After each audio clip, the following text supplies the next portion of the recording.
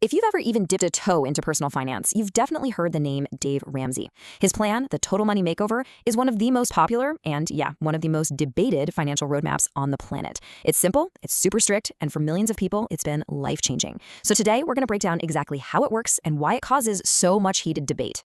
Okay, to really get Dave Ramsey's entire system, you have to start right here with this one single idea. It is the absolute cornerstone of the Total Money Makeover. He believes winning with money is 80% behavior. He's basically saying, look, your money problems, they aren't about math. They're about your habits and your mindset. And that one single belief, it shapes every single rule in his plan.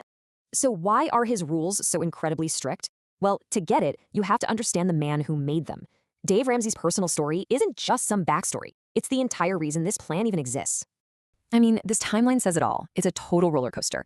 In his 20s, Ramsey was flying high, a millionaire with a massive real estate portfolio built entirely on debt. But when the banks called in those loans, it all came crashing down. He hit rock bottom, filing for bankruptcy at just 30 years old. That incredibly painful experience is what forged his tough love, almost allergic perspective on debt.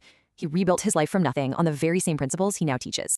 Now for the core of his program, the 7 baby steps. And I've got to be clear, this is not a buffet of suggestions where you can pick and choose. No, it's a rigid, step-by-step roadmap that has to be followed in a very specific order. There is no skipping ahead. So the sequence here is absolutely crucial. You start with a tiny $1,000 emergency fund, just enough to stop a small crisis like a flat tire from becoming new debt. Then, with what he calls gazelle intensity, you throw every single extra dollar you have at your debt in baby step 2.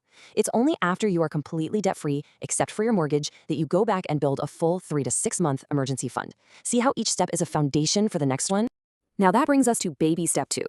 This right here is easily the most famous and for sure the most controversial part of the entire Total Money Makeover, and it just perfectly captures that core philosophy of behavior over math.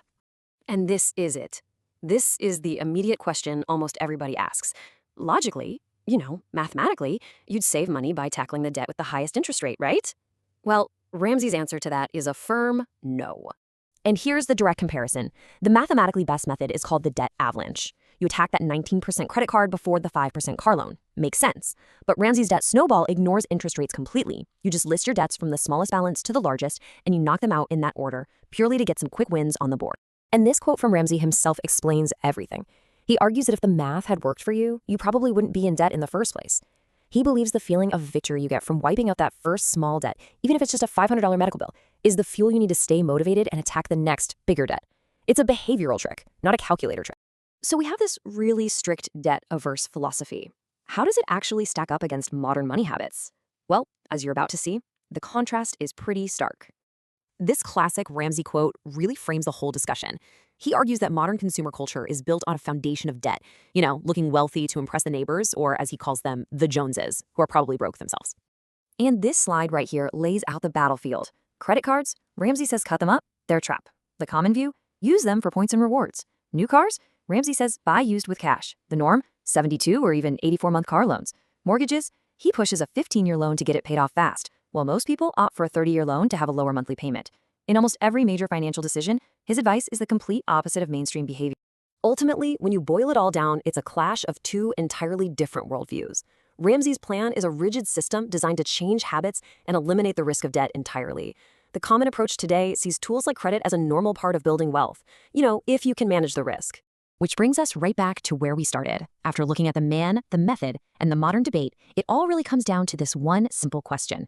For your own financial journey, what's more powerful for creating real, lasting change? A perfectly optimized calculator or the momentum of a quick psychological win?